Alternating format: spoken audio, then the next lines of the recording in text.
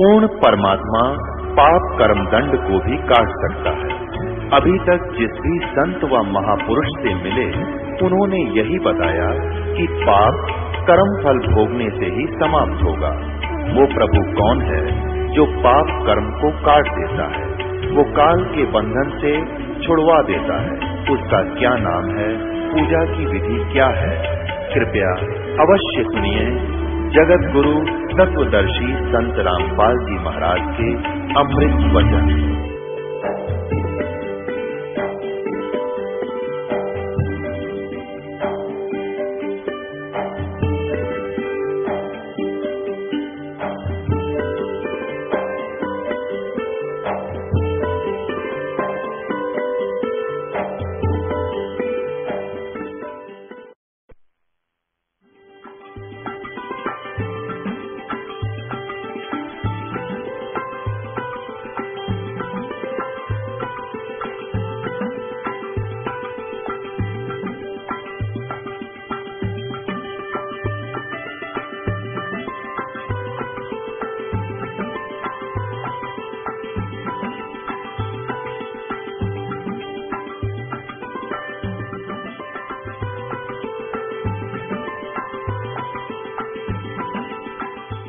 देखिएगा, तीसरा स्कंद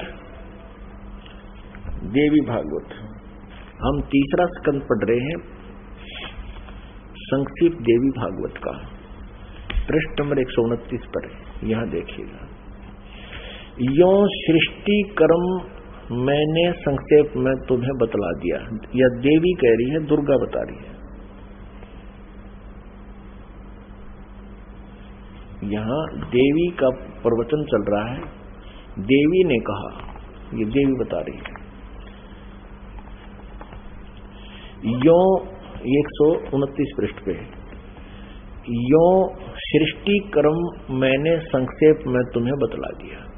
महानुभाव देवताओं, ब्रह्मा विष्णु और शिव को दुर्गा कह रही है, अब मेरा कार्य सिद्ध करने के लिए विमान पर बैठकर तुम लोग शीघ्र पधारो जाओ।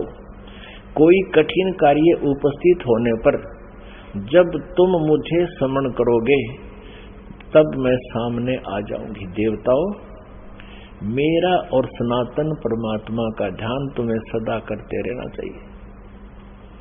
अब यहां ये दो हो गए। तब तो कह रही थी मैं ही सब कुछ हूं, और अब ये कह रही है दो, मेरा और ये दुर्गा ब्रह्म को ही सनातन परमात्मा बता रही है। हम दोनों का आगे दो, हम दोनों का स्मरण करते रहोगे तो तुम्हारे कार्य सिद्ध होने में किंचित मात्र भी संदेह नहीं रहेगा। ब्रह्मा जी कहते हैं, इस प्रकार कहकर भगवती जगदम्बिका ने हमें विदा कर दिया। उन्होंने शुद्ध चरित्र वाली शक्तियों में से भगवान विष्णु के लिए लक्ष्मी को, शंकर के लिए महाकाली को और मेरे लिए मां सरस्वती को पत्नी बनने की आज्ञा दे दी। अब उस स्थान से हम चल पड़े और दूसरे स्थानों पर हम तीनों की पुरुष रूप से प्रतिष्ठा हुई। आप जी को इस दास ने परमेश्वर कबीर जी द्वारा रची हुई सृष्टि और ये सारे ब्रह्मांडों की रचना कब कब कैसे हुई वो सारी बताई थी। इस दास ने आपको मौखिक सुनाया था, वर्बली सुनाई थी, और आदिम सदग्रंथों ने, हमारे शास्त्रों ने प्रमाणित कर दिया कि जो 600 वर्ष पहले परमेश्वर कबीर जी ने हमें ज्ञान दिया था वो आज हमारे सदग्रंथों में विद्यमान है। और ये नकली गुरु आचार्य झूठे, वेद ज्ञानहीन, शास्त्रों के ज्ञान से हीन है, और ये कहते हैं ब्रह्मा विष्णु महेश अजर अमर है, इनके कोई माता पिता नहीं, ये सर्वेश्वर है, महेश्वर है। अब ये तो कंसेप्ट क्लियर हो गया दुर्गा का कि दुर्गा इनकी माता है, फाइनल हो गया। और तीनों का विवाह कर दिया दुर्गा ने, अपने ही 3 रूप बना करके। ये खुद कहती है कि मैं एक से अनेक हो जाती है ये देवी, और 3 रूप धारण करके इसने तीनों पुत्रों का विवाह कर दिया। अब समस्या रहेगी कि इनका पिता कौन है। इस कंसेप्ट को क्लियर करेगा इस रहस्य को, इस शंका का समाधान जो है शिव पुराण करेगी। आओ आपको पढ़ाते हैं अपने पवित्र शास्त्र, जिनको ये नकली हिंदू धर्म के नकली गुरु आज तक नहीं पढ़ सके, ना समझ सके। इन्होंने केवल संस्कृत भाषा का ज्ञान था, तत्व ज्ञान नहीं था। और हम इनको मानते रहे कि ये संस्कृत भाषा के जानने वाले ऋषि, महर्षि, ब्राह्मण हैं और इन्होंने वेदों और पुराणों को ठीक पढ़ा होगा, इन्होंने सही बताया होगा हमको। और परमात्मा कबीर देव जी, कबीर साहब जी, वो धानक रूप, दुल्हा रूप में आए थे बनारस में। 600 वर्ष पहले कहा करते ये झूठ बोलते हैं सभी, ये सदग्रंथों से परिचित नहीं है, ये परमात्मा की परिभाषा से परिचित नहीं है। तो उस समय हमें विश्वास नहीं हो पाया, क्योंकि ये झूठे गुरु आचार्य कहा करते थे कि कबीर तो अशिक्षित है, ये संस्कृत भाषा जानता नहीं, ये झूठ बोलता है ब्रह्मा विष्णु महेश के बारे में, ये इनकी जन्म मृत्यु बताता है, इनके माता पिता के बारे में कहता है। कबीर जी झूठ बोलते हैं। हाय हाय। कबीर परमेश्वर जी ने अपने प्यारी आत्मा धर्मदास जी से कहा था कि धर्मदास, कलयुग के जब 5505 वर्ष बीत जाएंगे, तब ये मेरी बात सच्ची होंगी जो आज मैं तुझे बता रहा हूं। क्या? अब मैं तुमसे कहूं चताई, त्रिदेवन की उत्पत्ति भाई। माँ अष्टंगी पिता निरंजन, ये जमदारुण वंशन अंजन। 3 पुत्र अष्टंगी जाए, ब्रह्मा विष्णु शिव नाम धराए। जो आज मैं तुझे बता रहा हूं कि ये ब्रह्मा विष्णु महेश की माता दुर्गा है और पिता ज्योति निरंजन है, ये काल क्षर पुरुष है। ये मेरा जो वचन है, आज से 5505 वर्ष के बाद जब कलयुग बीत जाएगा, तब ये सच्चा होगा। अब आज जो है कलयुग का आज ये वो समय आ गया है। 5500 जो बनता है वो सन 2000 में बनता है, ईसा पूर्व ईस्वी में। आपको प्रमाण देते हैं थोड़ा, आप जी को ये कंसेप्ट क्लियर करते हैं कि वर्तमान में कलयुग का 5500 वर्ष चल रहे हैं। 5511 चल रहा है ये समझ लो आज। और इससे 5 वर्ष पहले सन 2000 में 5505 वर्ष हो जाते हैं। आपको प्रमाणित करते हैं, ये देखिएगा। एक ये हिमालय तीर्थ है, ये पुस्तक का नाम है हिमालय तीर्थ, और ये शंकराचार्य वालों की परंपरा से प्रकाशित है। हिमालय तीर्थ जेपी नंबूरी उप मुख्य कार्यकारी अधिकारी, श्री बद्रीनाथ केदारनाथ मंदिर समिति, ट्रैक्स एंड ट्रुक्स, कलकत्ता, इतने से। ये पहला प्रकाशन 2009 में हुआ है। प्रकाशक है रंजू चक्रवर्ती, ये ऐसा मुद्रक है गिरी प्रिंट सर्विस, कलकत्ता। अब इसके पृष्ठ नंबर 42 पर आपको दिखाते हैं। पृष्ठ नंबर 42 पुस्तक है हिमालय तीर्थ, और यहां देखना शंकराचार्य का विवरण है। आदि केदारेश्वर के समक्ष शंकराचार्य जी की दिव्य संगमरमर की मूर्ति है। शिव रहस्य के अनुसार, शिव रहस्य के अनुसार एक पुस्तक है शिव रहस्य, उसका इस संस्कृत में लिखा है। 300 वर्षाणाम शंकरो यति, अर्थात कलयुग के 3000 वर्ष व्यतीत होने पर बौद्ध मीमांसकों को के मत पर विजय प्राप्ति के लिए शंकर यति के रूप में आविर्भूत होंगे। यानी शंकर भगवान ही आदि शंकराचार्य के रूप में कलयुग के 3000 वर्ष व्यतीत होने पर बौद्ध मीमांसकों के मत पर विजय प्राप्ति के लिए शंकरयति के रूप में आविर्भूत होंगे। शंकराचार्य के दर्शन के उपरांत ही आगे लिखा है। अब हम दूसरा आपको दिखाते हैं। अब इससे सिद्ध हो गया कि जब कलयुग 3000 वर्ष व्यतीत हो चुका होगा, उस समय आदि शंकराचार्य जी का जन्म होगा। अब ये प्रत्यक्ष प्रमाण ये कर रही है दूसरी पुस्तक कि ईसा से 508 वर्ष पूर्व, ईसा जी के से 508 वर्ष पहले शंकराचार्य जी का जन्म हुआ। अब देखो, ये पुस्तक है ज्योतिर्मय ज्योतिर्मठ। ये है आदि शंकराचार्य जी और ये है इनके अब जो वर्तमान में श्री स्वरूपानंद जी शंकराचार्य, ये दो पीठों के शंकराचार्य हैं, दोनों का 4 दिन के पास है। ये पुस्तक है ज्योतिर्मय ज्योतिर्मठ। और यहां देखना, जनवरी 2007 में छपी है। संरक्षक हैं अनंत श्री विभूषित ज्योतिष पीठाधीश्वर एवं द्वारका शारदा पीठाधीश्वर, दो के हैं ये मालिक, जगत गुरु शंकराचार्य स्वामी श्री स्वरूपानंद सरस्वती जी महाराज। संपादक एवं लेखक एवं संकलन करता है विष्णुदत्त शर्मा, अध्यक्ष आध्यात्मिक उत्थान मंडल दिल्ली। प्रेरणा स्रोत ये है, मुद्रक ये है, फाइन प्रिंट एंड फैक्स। परामर्श एवं सहयोग ये है, प्रकाशक यहाँ पर अखिल भारतीय आध्यात्मिक ज्ञान उत्थान मंडल, 1/3234 गली नंबर 2, रामनगर तिवारी, मंडोली रोड, शाहदरा दिल्ली। ऐसे अब इसके प्रश्न नंबर 11 पर आपको दिखाते हैं। आदि शंकराचार्य का संक्षिप्त जीवन परिचय।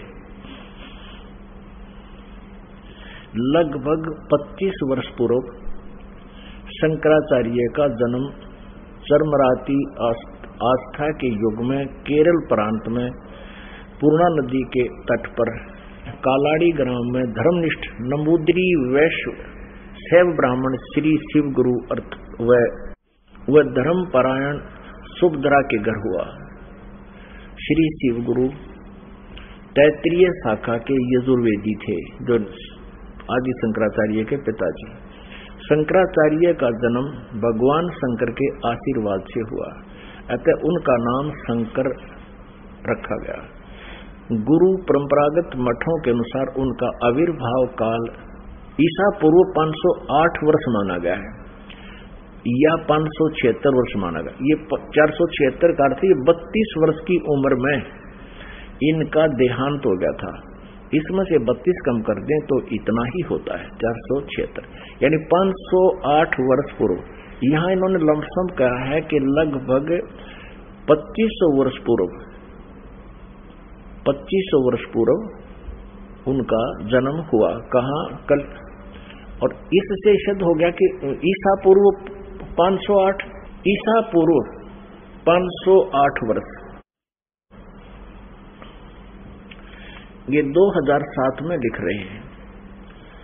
तो ईसा की 2000 मानकर हम चले तो उस समय 508 वर्ष पूर्व, यानी 2000 से 2508 वर्ष, यानी 2508 वर्ष पहले प्लस में जोड़ दो 3000, 5508 वर्ष हो गए।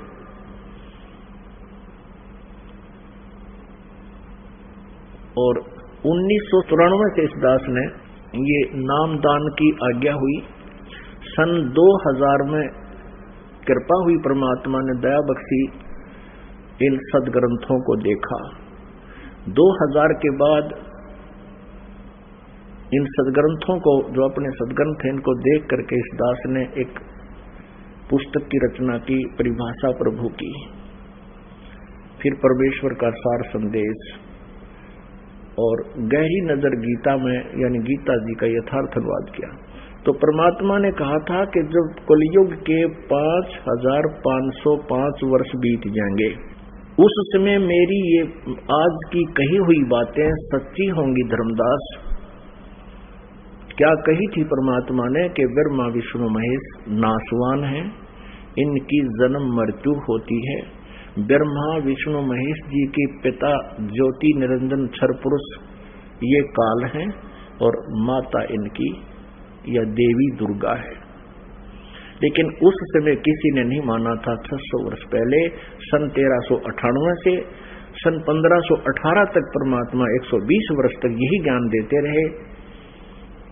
लेकिन इन नकली गुरुओं ने, इन हट्ठी आचार्यों ने इस परमात्मा के ज्ञान को हम तक पहुंचने नहीं दिया। परमात्मा कबीर जी कहा करते, ये दुनिया अजब दीवानी, मेरी कही एक ना मानी। किसे दीवाने हो रहे हैं नकली गुरुओं के ऊपर, इनकी दंत कथाओं को सच्ची मान रहे हैं और हम जो सत्य बता रहे हैं उस पर विश्वास नहीं कर पा रहे। तो इसके लिए परमात्मा ने ये समय सेलेक्ट किया था कि एक समय कलयुग आओगा, उस समय सभी जनता को शिक्षित करेंगे और जनता जब शिक्षित होंगे, श्रद्धालु शिक्षित होंगे, तब सदग्रंथों को स्वयं आंखों देखेंगे और गदगद हो जाएंगे। हमें परमात्मा चाहिए और हम इन सभी सदग्रंथों को, पवित्र चारों वेदों को, पवित्र 18 पुराणों को, पवित्र श्रीमद् भगवत गीता जी को हम सत्य मानते रहे हैं और सत्य मानते हैं और उनमें जो लिखा है तो आज हमने उनको स्वीकार करना चाहिए। इन लोकवेद सुनाने वाले आचार्यों गुरुओं से हमने पीछा छुटाना चाहिए। इसी में हमारी बुद्धिमता है। और परमेश्वर कबीर जी कहते हैं, जान बूझ साची तजय और करे झूठ तने, ताकि संगत है प्रभु सोपन में भी ना दे। इतने प्रमाण देखकर भी इन नकलियों से नहीं हटते हैं और सच्चाई को ग्रहण नहीं करते हैं। तो उसके विषय में कहा कि जान बूझ साची तजय और करें झूठ तने, ताकि संगत है प्रभु सोपन में भी ना दे। करीशे ने कुमना तो कहते दूर है ठीक, जो इतना कुछ देखकर भी नहीं मान रहे हैं। इन आदि शंकराचार्यों ने भी, इन शंकराचार्यों को भी ब्रह्मा विष्णु महेश की सतिथि का नहीं पता, इनको अजर अमर कहते हैं। तो पुण्यात्माओं, परमात्मा कबीर जी ने कहा था, एक ना भूला दो ना भूली, ये भूले सब संसारी। अब हम आगे चलते हैं कि श्री ब्रह्मा, श्री विष्णु, श्री शिव जी के अब पिताजी क्लियर करने हैं और उन्हीं की जीवनी में अब शिव पुराण दिखाते हैं। आप ये देखिएगा, शिव पुराण, संक्षिप्त शिव पुराण, सचित्र मोटा टाइप, केवल हिंदी।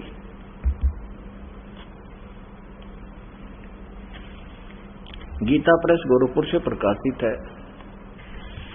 संक्षिप्त शिव पुराण, सचित्र मोटा टाइप, केवल हिंदी। संपादक हनुमान प्रसाद पोदार।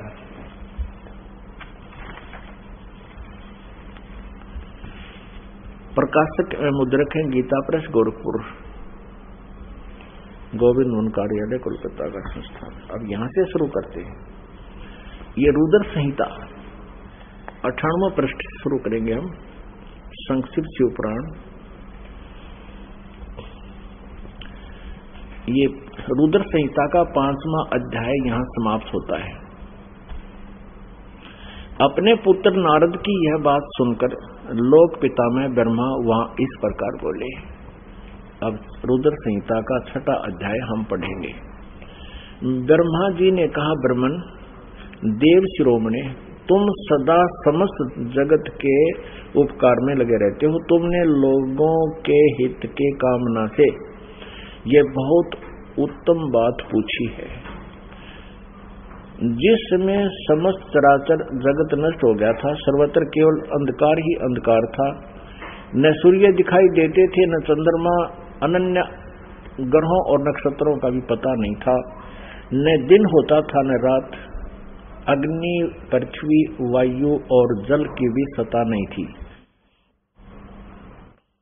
उसमें तत्सद ब्रह्म, इस श्रुति में जो सत्य सुना जाता है, एकमात्र वही शेष था। अब पृष्ठ 100 पे संक्षिप्त शिवपुराण रुद्र संहिता हम पढ़ रहे हैं। जिस परब्रह्म के विषय में ज्ञान और अज्ञान से पूर्ण उक्तियों द्वारा इस प्रकार विकल्प किए जाते हैं, उसने कुछ काल के बाद द्वितीय की इच्छा प्रकट की। उसके भीतर एक से अनेक होने का संकल्प उदित हुआ। तब उस निराकार परमात्मा ने अपनी लीला शक्ति से अपने लिए मूर्ति की कल्पना की। जो मूर्ति रहित परम ब्रह्म है उसकी मूर्ति भगवान सदाशिव हैं। अर्वाचीन और प्राचीन विद्वान उन्हीं को ईश्वर कहते हैं। उस समय एकाकी रहकर स्वेच्छानुसार विहार करने वाले उन सदाशिव ने अपने विग्रह से स्वयं ही एक स्वरूप भूता शक्ति की सृष्टि की, जो उनके अपने श्री अंग से कभी अलग होने वाली नहीं थी। उस पराशक्ति को प्रधान प्रकृति, अब ध्यान करना, ये कौन है? ये दुर्गा है, जो इस काल के शरीर से निकली।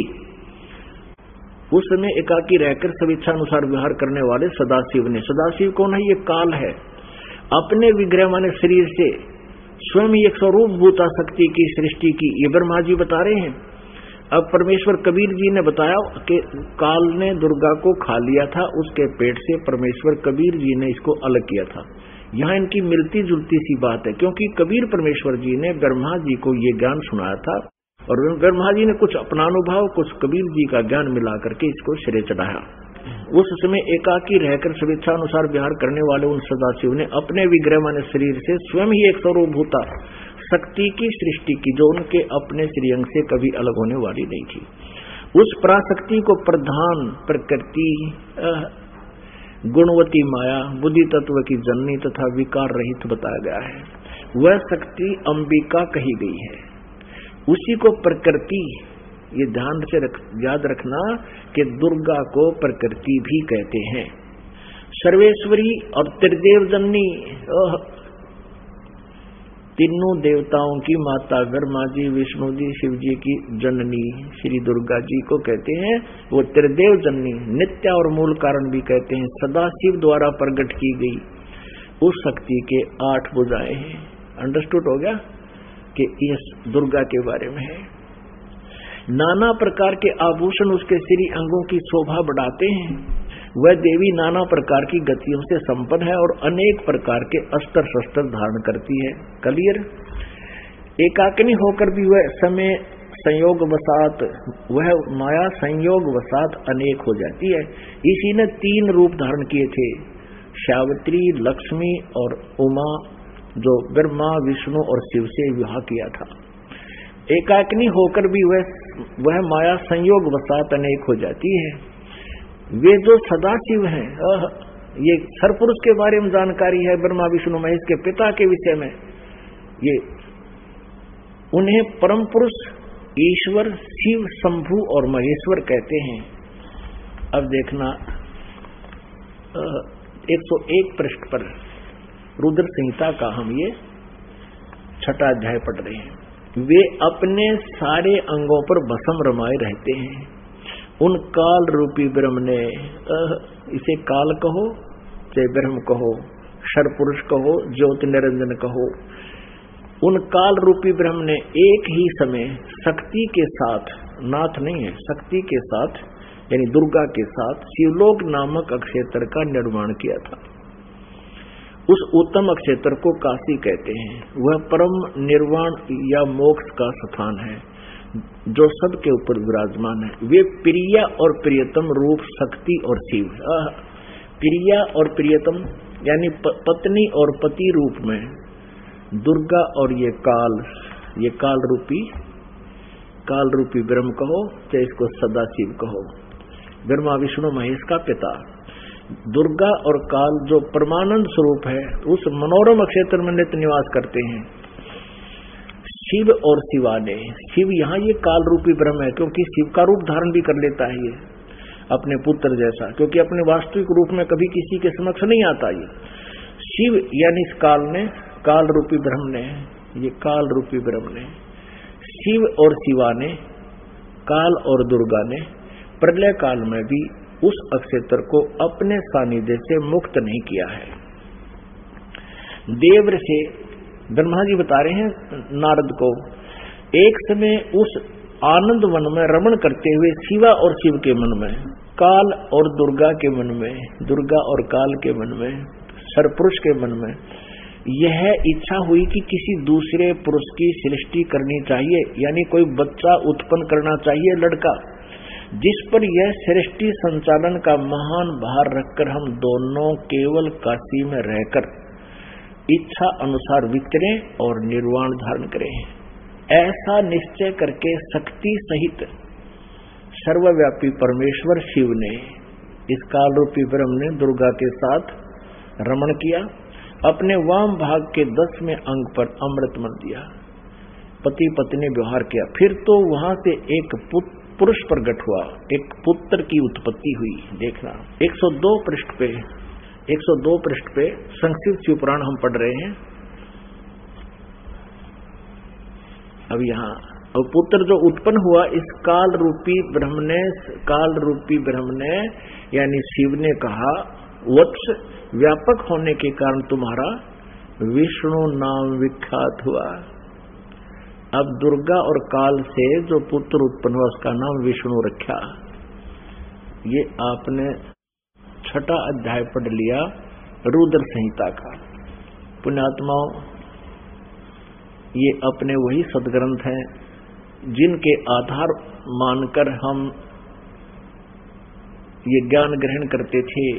ये आचार्य ब्राह्मण गुरु हमें ये बताया करते थे कि शिव पुराण में ऐसा लिखा है, हम इसलिए आपको बता रहे हैं। विष्णु पुराण में ऐसा लिखा है, देवी पुराण में ऐसा लिखा है। तो हम सोचा करते थे ये जो बता रहे हैं दंत कथा शायद ऐसा ही लिखा होगा, क्योंकि ये संस्कृत जानते हैं। आज ये सदग्रंथ उनके लोक वेद के विपरीत ज्ञान बता रहे हैं। अब इसमें स्पष्ट हो गया, काल रूपी ब्रह्म सरपुरुष कहो, ज्योति निरंजन कहो, इसे काल कहो या इसे सदाशिव कहो, ये ब्रह्मा विष्णु महेश का पिता है। और दुर्गा कहो, प्रकृति कहो, और ये इनकी माता है। इन दोनों के संयोग से श्री विष्णु जी की उत्पत्ति हुई। ये अपनी शिव पुराण स्पष्ट कर रहे हैं। और रुद्र संहिता का 6वां अध्याय। अब आपको 7वें अध्याय में ब्रह्मा जी कहते हैं फिर मेरी उत्पत्ति भी ऐसे की, दुर्गा और काल ने दोनों ने मिलकर ब्रह्म ने। देखिए ये रुद्र संहिता है और ये हमने 6वां अध्याय यहां तक पढ़ लिया। अब 7वां देखते हैं 103 पृष्ठ पे। ब्रह्मा जी कहते हैं देवर से, ब्रह्मा जी कहते हैं नारद को देवर से, तत्पश्चात कल्याणकारी परमेश्वर साव सदाशिव ने पूर्ववत प्रयत्न करके जैसे विष्णु जी को उत्पन्न किया, मुझे अपने दाहिने अंग से उत्पन्न किया। उन परमेश्वर ने मुझे तुरंत ही अपनी माया से मोहित करके नारायण देव के नाभि कमल में डाल दिया और लीला पूर्वक मुझे वहां से प्रकट किया। इस प्रकार उस कमल के पुत्र के रूप में मुझ हिरण्य गर्भ का जन्म हुआ। अब पुण्यात्माओं, यहां पर अनुवाद करता थोड़ा सा विचलित हो गया। अब उसने सोचा कि भाई अब शिव से शिव की उत्पत्ति कैसे लिखूं, क्योंकि अनुवाद करता भी तत्व ज्ञान से परिचित नहीं था। लेकिन कहते हैं सच्चाई छुपती नहीं, चोर चुरावे तूंबड़ी गाड्डे पानी में, वो गाड्डे हुआ ऊपर आवे ना, सच्चाई छानी ना। अब देखना इसी रुद्र संहिता हम पढ़ रहे हैं, श्री शिव पुराण में प्रमाण दिखाते हैं आपको। ये वही रुद्र संहिता चल रही है और संक्षिप्त शिव पुराण 110 पृष्ठ पे हम अब यहां देखेंगे 9वां अध्याय का यहाँ अंत होता है, लास्ट है।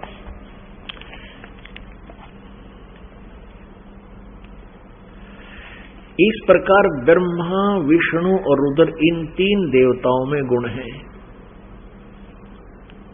इस प्रकार ब्रह्मा विष्णु रुद्र इन 3 देवताओं में गुण हैं, परंतु शिव गुणातीत माने गए हैं।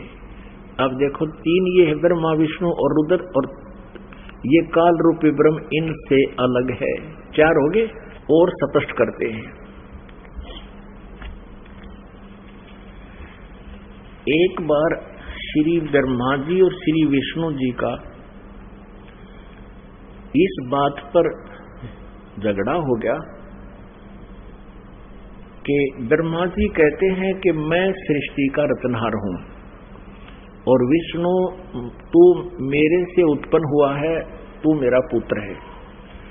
विष्णु जी कहते हैं कि तू मेरी नाभि कमल से उत्पन्न हुआ है, तू मेरा पुत्र है। इससे इन दोनों का आपस में युद्ध हो गया।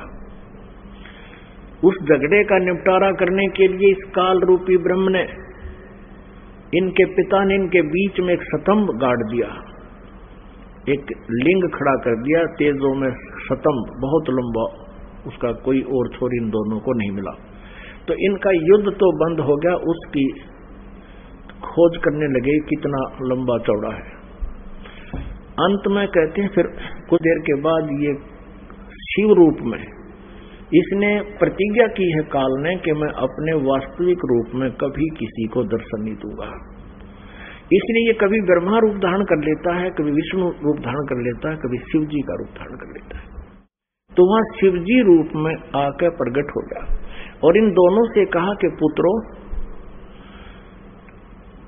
तुमने अपने आप को भुला दिया है और तुमने दो सृष्टि और सतीथि के जो डिपार्टमेंट मुझसे लिए हैं, ये तुमने तप करके लिए हैं। और इसी प्रकार रुद्र और महेश्वर ने भी अलग अलग विभाग मुझसे प्राप्त किए। अब आपको दिखाते हैं विद्वेश्वर संहिता में, यही शिवपुराण, ये संक्षिप्त शिवपुराण गीता प्रेस गोरखपुर से प्रकाशित है और वही हम पढ़ रहे हैं। पहले जो आपको दिखाया था, हनुमान प्रसाद पोदार इसके संपादक हैं। अब हम फिर विद्वेश्वर संहिता पढ़ते हैं। ये विद्वेश्वर संहिता अब पृष्ठ नंबर 24 पे थोड़ी सी झलक दिखाएंगे। ये एक तेजों में लिंग यानी स्तंभ इनके बीच में खड़ा कर दिया काल भगवान ने, ब्रह्मा जी और विष्णु जी के। फिर ये स्वयं प्रकट हो गया। ये 25 पृष्ठ पे हम पढ़ेंगे। ब्रह्मा और विष्णु ने पूछा, प्रभु सृष्टि आदि 5 कर्तों के लक्षण क्या हैं, यह हम दोनों को बताइए। भगवान शिव बोले, ये काल रूपी ब्रह्म सदाशिव इनका पिता बोला, मेरे कर्तव्यों को समझना अत्यंत गहन है, तथापि मैं कृपा पूर्वक तुम्हें उनके विषय में बता रहा हूं। ब्रह्मा और अच्युत, सृष्टि, पालन और संहार, तिरोभाव और अनुग्रह, ये 5 ही मेरे जगत संबंधी कार्य हैं जो नित्य शब्द हैं। अब 26 पृष्ठ पे, ये 25 पे पढ़ा, अब 26 पे। अब यहां आइएगा। पुत्रों, तुम दोनों ने तपस्या करके प्रसन्न हुए मुझ परमेश्वर से। ब्रह्मा और विष्णु को ये सदा शिव काल रूपी ब्रह्म कह रहा है, पुत्रों तुम दोनों ने तपस्या करके प्रसन्न हुए मुझ परमेश्वर से सृष्टि और सतीथि नामक 2 कृत प्राप्त किए, यानी 2 विभाग प्राप्त किए हैं। ये दोनों तुम्हें बहुत प्रिय हैं। इस प्रकार मेरी विभूति स्वरूप, अब वहां शिव के रूप में खड़ा था ये काल, मेरी विभूति स्वरूप रुद्र और महेश्वर ने 2 अन्य उत्तम कृत, ये मैं नहीं है, ने संहार और तिरोभाव मुझसे प्राप्त किए। यहाँ देखो 2 तो ये हो गए, विष्णु और ब्रह्मा। पुत्रों, तुमने तो सतीथि, सृष्टि और सतीथि, ये 2 विभाग ले रखे हैं। और इसी प्रकार मेरी विभूति स्वरूप, क्योंकि वो उस समय शिव रूप में खड़ा था, रुद्र और महेश्वर ने 2 अन्य उत्तम कृत्य संहार और तिरोभाव मुझसे प्राप्त किए हैं। ये 4 हो गए ये, और 5वां ये बोल रहा है शिव। आगे देखो, ये स्पष्ट ये काल बोल रहा है, ब्रह्म बोल रहा है, सरपुरुष बोल रहा है। यहां से आइएगा, इसी के यानी 26 पृष्ठ पे हम पढ़ रहे हैं विद्वेश्वर संहिता का। यहां देखिए, मैंने पूर्व काल में अपने स्वरूप भूत मंत्र का उपदेश किया है जो ओंकार के रूप में प्रसिद्ध है। वह मंगलकारी मंत्र है। सबसे पहले मेरे मुख से ओंकार यानी ओम प्रकट हुआ, जो मेरे स्वरूप का बोध कराने वाला है। ओंकार वाचक है, मैं वाच्य हूँ। यह मंत्र मेरा स्वरूप ही है। प्रतिदिन ओंकार का निरंतर स्मरण करने से मेरा ही सदा स्मरण होता है। मेरे उत्तरवर्ती मुख से अकार का, पश्चिम मुख से उकार का, दक्षिण मुख से मकार का, पूर्ववर्ती मुख से बिंदु का और मध्यवर्ती मुख से नाद का प्राकट्य हुआ। इन 5 अक्षरों से इस प्रकार 5 अवयवों से युक्त ओंकार का विस्तार हुआ है। इन सभी अवयवों से एकीभूत होकर यह प्रणव ओम नामक एक अक्षर हो गया।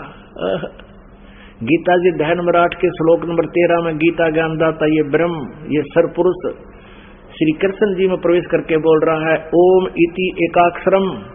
श्रीमद् भगवत गीता अध्याय नंबर 8 के श्लोक नंबर 13 में गीता ज्ञानदाता ये ब्रह्म है, ये सरपुरुष है, श्री कृष्ण जी में प्रवेश करके बोल रहा है अपने पुत्र विष्णु के शरीर में, समझ लो। और ये कह रहा कि ओम इति एकाक्षरम ब्रह्म व्यवहारन माम अनुसमरण ये परियाति तदंदेहम सयाति परमाम गतिम।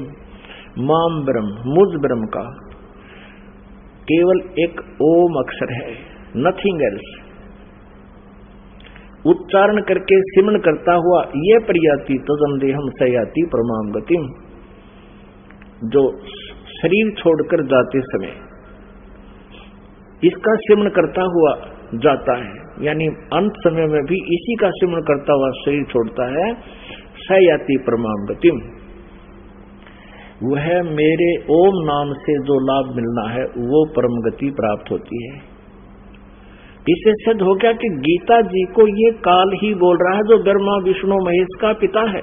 और आगे देखो इन्होंने गड़बड़ी कहाँ की है, अनुवादकर्ताओं ने इसमें गलत मंत्र अड़ा दिया। हम इसको यहाँ पढ़ रहे हैं, इन सभी अवयवों से एकीभूत होकर वह प्रणव ओम नामक एक अक्षर हो गया। और गीता जी अध्याय नंबर 8 के श्लोक नंबर 13 में भी कहा है ओम इति एकाक्षरम ब्रह्म व्यवहारन माम अनुसमरण यह प्रयाति तदंदेहम सयाति परमाम गति। अब देखो इन्होंने यहां गड़बड़ कर दिया है कि इन्होंने ओम नमः शिवाय यह 5 अक्षर मंत्र बता दिया। ये गलत है, ये बिल्कुल गलत है। यहां लिखा है कि इन सभी अवयवों से एकीभूत होकर यह वह प्रणव ओम नाम एक अक्षर हो गया। ये गलत है, ओम नमः शिवाय ये मंत्र गलत है। ये शास्त्र विधि त्याग कर मनमाना आचरण है, ये नहीं करना चाहिए। पुण्यात्मा, आज से 600 वर्ष पहले परमात्मा ने लगभग 600 वर्ष पहले यही अमृत ज्ञान अपनी अमृत वाणी में सच्चिदानंद घन ब्रह्म की वाणी में कहा था। श्रीमद् भगवद गीता अध्याय नंबर 4 के श्लोक 25 से लेकर 31 तक जो भी साधनाएं जिन साधकों ने की हैं, किसी ने देवताओं की पूजा की और कोई स्वाध्याय ही करता है, कोई प्राणायाम आदि करता है और कोई तीक्ष्ण अहिंसावादी व्रत करके ही अपनी साधना करता है, जैसे मुंह पर पट्टी बांध कर नंगे पैरों घूमता है। कोई स्वाध्याय करता है, गीता जी का नित्य पाठ करता है, कोई वेदों के पाठ करता है, कोई किसी प्रकार की। कहते सभी साधक अपनी अपनी साधनाओं को पाप नाशक जानने वाले हैं। लेकिन चौथे अध्याय के 32वें श्लोक में कहा कि उस सच्चिदानंद घन ब्रह्म की वाणी में इन यज्ञों की जानकारी, यज्ञ माने धार्मिक अनुष्ठानों की जानकारी विस्तार से कही गई है।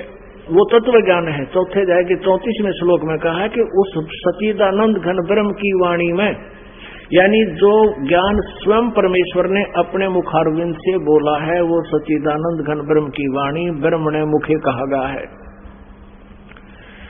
वो तत्व ज्ञान है। चौथे अध्याय के 34वें श्लोक में कहा कि उस तत्व ज्ञान को तू तत्वदर्शी संतों के पास जाकर समझ। गीता ज्ञानदाता कहता मुझे पता नहीं। अब देखिए श्रीमद् भगवत गीता, गीता प्रेस गुरुपुर से प्रकाशित है। जयदयाल गोविंद का इसके अनुवादक है। अभी आपको दिखाते हैं चौथे अध्याय का 32वां श्लोक। अब हम पहले थोड़ा सा चौथे अध्याय का 25 से शुरू करेंगे, अच्छा समझ में आएगा। ये देखिएगा, अध्याय नंबर 4 श्रीमद् भगवत गीता। इस 25 में कहा है कि दूसरे योगीजन देवताओं के पूजन रूपी यज्ञ का भली भांति अनुष्ठान करते हैं। प्रउपास्ते माने पूजते हैं। इसका अर्थ है कि कुछ योगी साधक देवताओं की पूजा यज्ञ माने धार्मिक अनुष्ठान करते हैं, ये पूजा करते हैं, परिउपासते, और अन्य दूसरे ब्रह्म अग्नौ यानी ब्रह्म की साधना करते हैं। ब्रह्म ये अपने हिसाब से लिख रहे हैं, और यज्ञ के द्वारा ही आत्म स्वरूप का हवन क्या करते हैं। 26 में कहा है अन्य साधक, योगी जन मन साधक, श्रोत्र आदि समस्त इंद्रियों को संयम रूप अग्नि में हवन किया करते हैं, यानी ज्ञान इंद्रियों को ही ये रोकने की चेष्टा करते हैं। दूसरे एक शब्द आदि पर, ये 26वें श्लोक में चौथे अध्याय के, समस्त विषयों को इंद्रिय रूप अग्नि में हवन किया करते हैं 27 में। और दूसरे योगीजन इंद्रियों की संपूर्ण क्रियाओं को और प्राणों की समस्त क्रियाओं को ज्ञान से प्रकाशित स्वयं योग रूप अग्नि में हवन किया करते हैं। यानी कुछ इसमें यह कहा है कि कुछ लोग अपने श्वासों की क्रियाओं को आते जाते देखते रहते हैं, इसी को अपनी साधना मानते हैं, ध्यान रखते हैं उसके ऊपर। 28 में कहा है कि कई पुरुष धर्म संबंधी यज्ञ करने वाले भंडारे कर दिए कि धर्मशाला बनवा दी, और कुछ तपस्या करते रहते हैं, और दूसरे योग रूप यज्ञ करने वाले या केवल आसन योगासन योगा करते रहते हैं, इसी को अपना मोक्ष मानते हैं। ये 28 पढ़ रहे हैं हम, 28। और दूसरे कितने ही अहिंसावादी तीक्ष्ण व्रतों से युक्त यत्नशील पुरुष स्वाध्याय रूप ज्ञान यज्ञ करने वाले हैं, यानी स्वाध्याय करते हैं, गीता जी का पाठ कर लिया, वेदों का। 29 में कहा है दूसरे कितने ही साधक योगी जन अपान वायु में प्राण वायु को यानी प्राणायाम की क्रियाओं को हवन करते हैं, और प्राण वायु को अपान वायु में, और कितने ही नियमित आहार अल्पाहारी रहते हैं। प्राणायाम प्राण पुरुष और प्राण और अपान की गति को रोककर प्राणों को प्राणों में ही हवन किया करते हैं। वे सभी साधक यज्ञों के द्वारा पापों का नाश कर देने वाले यज्ञों को जानने वाले हैं। अपने आत्माओं, इन गीता अध्याय नंबर 4 के श्लोक 25 से लेकर 30 तक आपने पढ़ लिया। इसका कहने का भाव ये है यहाँ पर कि कोई ऐसी साधना करता है, कोई ऐसी साधना करता है, और सभी साधक अपने साधनाओं को पाप नाशक जानते हैं। यदि वो ये समझें कि साधना ठीक नहीं है, पता लग जाए तो कोई ना करे इनको। तो अब बताया है कि चौथे अध्याय के 31वें श्लोक में कहा है कि जो साधना नहीं करते, भक्ति करते ही नहीं, उनको ना यहाँ सुख ना परलोक में सुख। अब चौथे अध्याय के 32वें श्लोक में कहा है कि जिन साधनाओं का वर्णन यज्ञों का 25 से लेकर और 30 तक किया है, इस प्रकार की अनेक प्रकार की विस्तार के साथ यज्ञों की जानकारी, यज्ञ माने धार्मिक अनुष्ठानों की जानकारी सच्चिदानंद घन ब्रह्म की वाणी में विस्तार से कही गई है, ब्रह्मणे मुखे। अब यहाँ अनुवादकर्ताओं ने चौथे अध्याय के 32वें श्लोक में गड़बड़ी कर दी अज्ञानता के कारण। उन्होंने ब्रह्मणे मुखे का अर्थ लिख दिया ब्रह्म की वाणी, लिखना था सच्चिदानंद घन ब्रह्म की वाणी में, यानी जो वेदों से अन्य है। क्योंकि श्रीमद् भगवत गीता का ज्ञान वेदों वाला ही है, और इसमें 2 प्रकार का ज्ञान है। एक तो इस ब्रह्मक्षर पुरुष का अपना मत है, और एक वेदों का ज्ञान है।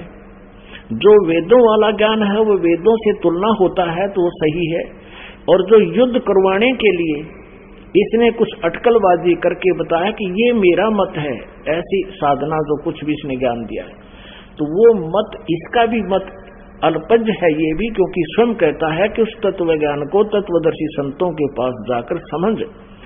इसको कंप्लीट नॉलेज नहीं है आध्यात्मिक ज्ञान का, गीता ज्ञान दाता को भी कंप्लीट नॉलेज नहीं है, इससे सिद्ध है। अब देखिएगा चौथे अध्याय का 31 और 32 श्लोक, श्रीमद् भगवत गीता चौथे अध्याय का अब 30 तक हमने पढ़ लिया। 31 में सिर्फ इतना कहा है कि एक श्रेष्ठ अर्जुन, यज्ञ से बचे हुए अमृत का अनुभव करने वाले योगी जन, यानी शास्त्र अनुकूल साधना करने वाले सनातनम ब्रह्म यान्ति, गीता ज्ञान दाता से कोई अन्य है, वो सनातन ब्रह्म अविनाशी परमात्मा को प्राप्त होते हैं। यज्ञ न करने वाले पुरुष के लिए तो यह मनुष्य लोक भी सुखदायक नहीं है, तो फिर परलोक कैसे सुखदायक हो सकता है। अब 32 में चौथे अध्याय के अब 32वें श्लोक में इन्होंने यहां गड़बड़ कर दी। एवं बहुविधा यज्ञा वितता ब्रह्मणे मुखे, इन्होंने इस ब्रह्मणे मुखे का अर्थ यहां गलत कर दिया। और इस प्रकार और भी बहुत तरह के यज्ञ, यज्ञ माने धार्मिक अनुष्ठान, अनुष्ठानों की जानकारी, ब्रह्मणे मुखे का अर्थ कर दिया वेद की वाणी, ये गलत कर दिया। यहां भी चल गए ये। अब यहां अब देखो ब्रह्मण का अर्थ हम देखते हैं इन्हीं के द्वारा 17वें अध्याय के 23वें श्लोक में। पुण्यात्मा ये देखिएगा, ये अध्याय नंबर, ये 17वां अध्याय है, अध्याय नंबर 17 और 23वें श्लोक में श्रीमद् भगवद गीता में ओम तत् सत इति निर्देश है ब्रह्मणे तिर्विध समर्थ है। अब यहां ओम ओम तत् तत् सत सत इति माने ऐसे यह, तिर्विध 3 प्रकार का, ब्रह्मणे माने सच्चिदानंद घन ब्रह्म का नाम कहा है। ब्रह्मणे माने सच्चिदानंद घन ब्रह्म, यानी परम अक्षर ब्रह्म, पूर्ण परमात्मा, सच्चिदानंद घन ब्रह्म। अब हम फिर आते हैं चौथे अध्याय के 32वें श्लोक पर। चौथे अध्याय का ये 32वां श्लोक। अब हम इस अनुवाद को यहां ऐसे रखेंगे, इस प्रकार और भी बहुत तरह के यज्ञ सच्चिदानंद घन ब्रह्म की वाणी में, बस सीधा सार्थ हो गया, विस्तार से कहे गए हैं। ये कहे वेद की वाणी में, वेद का ज्ञान तो गीता में यो गीता ज्ञान दाता दे ही रहा है, विस्तार से कहे गए हैं। उन सब को तू कर्म जान, यानी काम करते करते चलते फिरते सिद्ध होने वाले हैं। इसी प्रकार तत्व से जानकर उनके अनुष्ठान द्वारा तो कर्म बंधन से सर्वथा मुक्त हो जाएगा। और 33 में ये कहा है कि सर्यान दर्वमयात यज्ञात ज्ञान यज्ञ है परंतम सर्वकर्म अखिलम पार्थ ज्ञाने प्रीस समाप्ते। इसका अर्थ है कि अज्ञानतावश बिना अंधाधुंध, वैसे ही दर्व यज्ञ माने धन का कहीं दान कर देने से अच्छा तो पहले ज्ञान यज्ञ समझ। यहां देखना 33वां श्लोक, हे परंतम अर्जुन, दर्वमय यज्ञ की अपेक्षा ज्ञान यज्ञ अत्यंत श्रेष्ठ है। ज्ञान यज्ञ माने तत्व ज्ञान जो सच्चिदानंद घन ब्रह्म की वाणी में है उसको समझ। यावन मात्र संपूर्ण कर्म ज्ञान में समाप्त हो जाते हैं। अब 34 में कहा है उस ज्ञान को, कौन से ज्ञान को, जो सच्चिदानंद घन ब्रह्म की वाणी में विस्तार से कहे गए हैं, वो तत्व ज्ञान है। चौथे अध्याय का 32वें श्लोक में।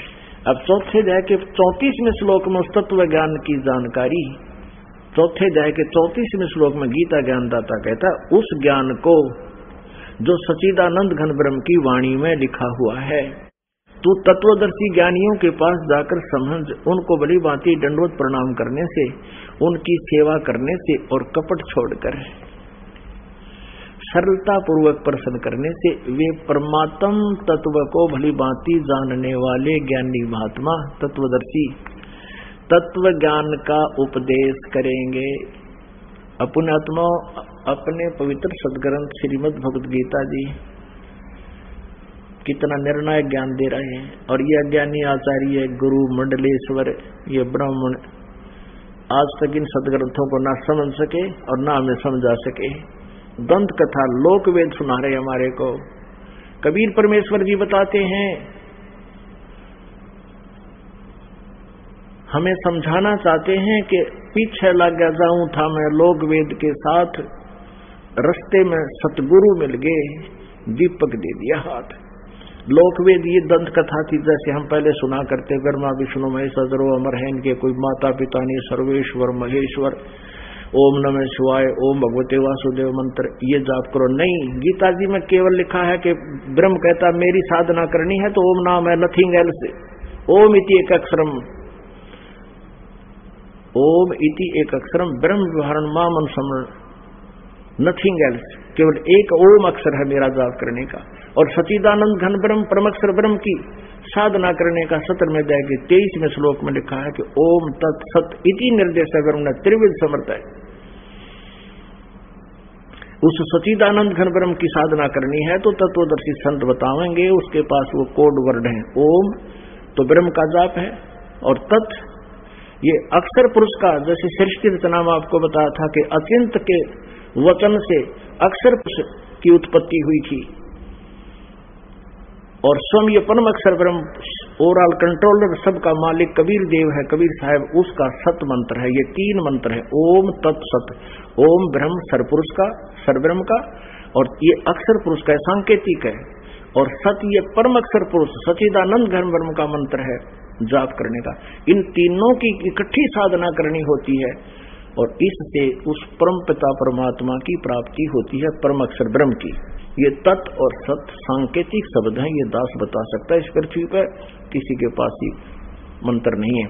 और इस दास से मंत्र प्राप्त करके यदि कोई स्वयं ही स्वयंभू गुरु बनता है तो वो आपका शत्रु है, वो नकली डुप्लीकेट यानी नकली यानी डुप्लीकेट लाइसेंस अर्थात पासपोर्ट बना रहा है, आप भी अपराधी और आपको भी दोषी बना रहा है। अब वो सच्चिदानंद घन ब्रह्म की वाणी में ओए होए आज से 600 वर्ष पहले लिखा था, वो दिखाते हैं कबीर सागर में। ये देखिएगा वो सच्चिदानंद घन ब्रह्म की वाणी, कबीर वाणी, ये कबीर सागर है। ये देखो कितना मोटा, कितना इसमें विस्तार से लिखा गया है, और ये कबीर सागर है। इसके 11 भाग हैं। खेमराज श्री कृष्णदास प्रकाशन बंबई से ये प्रकाशित है। कबीर सागर, ज्ञान सागर, कबीर पंथी भारत पथिक स्वामी युगलानंद विहारी द्वारा पुरस्कृत। ये कबीर पंथियों ने ठीक रखा है। मुद्रक एवं प्रकाशक है खेमराज श्री कृष्णदास, अध्यक्ष श्री वेंकटेश्वर प्रेस, खेमराज श्री कृष्णदास मार्ग बंबई। अब इसमें दिखाते हैं आपको। अब देखिएगा पृष्ठ नंबर, ये है ज्ञान बोध, कबीर सागर में ज्ञान बोध 20 पृष्ठ पर ज्ञान बोध, और इधर है बोध सागर, ज्ञान बोध में बोध सागर में ये 21 पृष्ठ पे है। परमात्मा कबीर साहब ने अपने प्यारी आत्मा धर्मदास को बताया, धर्मदास ये जग बोराना, कोई न जान पद निर्वाण। निर्वाण पद माने मोक्ष मार्ग। धर्मदास ये जग बोराना, कोई न जाने पद निर्वाण। यही कारण मैं कथा पसारा, जग से कहिए वो राम नियारा। ये नाम गलती से लिखा है, मिसप्रिंट है। यही ज्ञान जग जीव सुनावो, सब जीवों का भरम नसाओ। अब मैं तुमसे कहूँ चिताई, त्रिदेव उनकी उत्पत्ति भाई। तीनों देवता ब्रह्मा विष्णु महेश की जन्म बताता हूँ कैसे हुआ। कुछ संक्षेप कहूँ गहुराई, सब संशय तुमरे मिट जाई। भरम गए जग वेद पुराणा, आदि राम का भेद न जाना। ये राम है। राम राम सब जगत बखाने, आदि राम कोई बिरला जाने। ये कबीर पंथियों भी विचलित थे, इन्होंने भी नहीं समझा परमात्मा को, यहाँ कुछ मिसप्रिंट कर दिया, अपनी सूझबूझ से गड़बड़ी कर दी। उसके लिए गरीबदास साहिब जी को परमात्मा ने वो ज्ञान देकर ये इसको सुचारू करवाया है। यहाँ से स्पष्ट है कि राम राम सब जगत कहे, आदि रामन सनातन परमात्मा सच्चिदानंद घन ब्रह्म को कहते कोई बिरला जाने। राम राम सब जगत बखाने, आदि राम कोई बिरला जाने। ज्ञानी सुने सो हृदय लगाई, मूर्ख सुने तो गम न पाई। क्या बताते हैं कि मैं बताने जा रहा हूँ, ब्रह्मा विष्णु महेश के माता पिता बुद्धिमान होंगे, वो समझ जाएंगे प्रमाणों को देखकर, और मूर्ख मान्या ना करते, उनकी तो आदत होती है बकवाद करने की।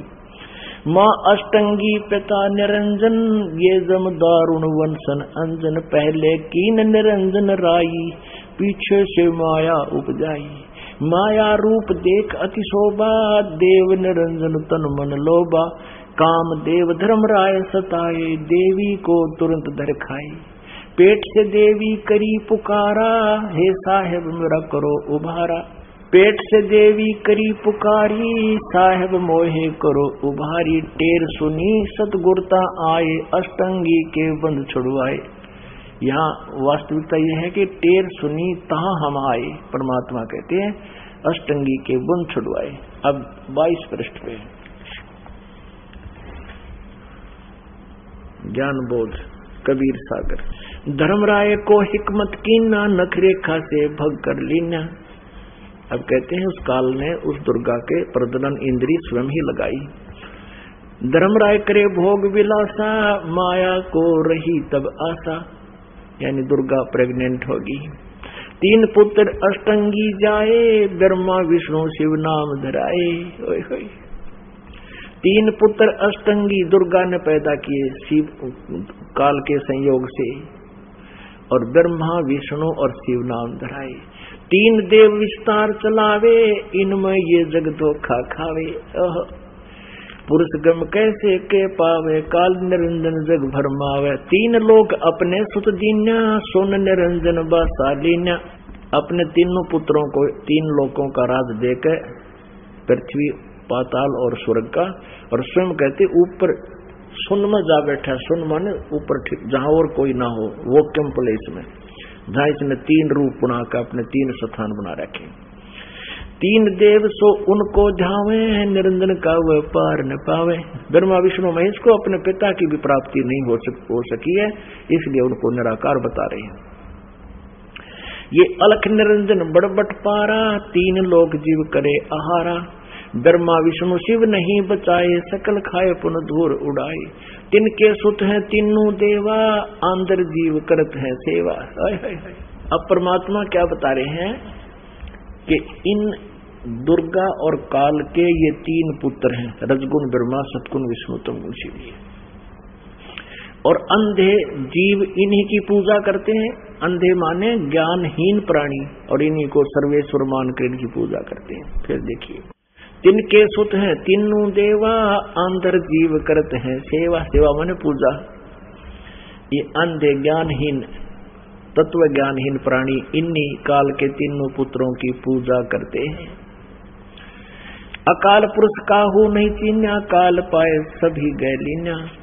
ऐसा 3 देव और असुर अवतारा, ताको भजे सकल संसारा। कहते हैं इन 3 देवताओं ब्रह्मा विष्णु महेश और असुर और अवतारा, और इन्हीं के अवतारों को ताको भजे सकल संसारा। 3 गुण का यह विस्तारा, धर्मदास में कहो पुकारा। अब परमेश्वर कबीर जी कहते हैं गुण 3 की भक्ति में ये भूल पड़ो संसार। कहे कबीर निज नाम बिना कैसे उतरो पार। अब परमात्मा ने कहा कि 3 गुण का ये विस्तारा, रजगुण ब्रह्मा, सतगुण विष्णु, तमगुण शिव जी। गुण 3 की भक्ति में भूल पड़ो संसार। कहे कबीर निज नाम बिन कैसे उतरे पार।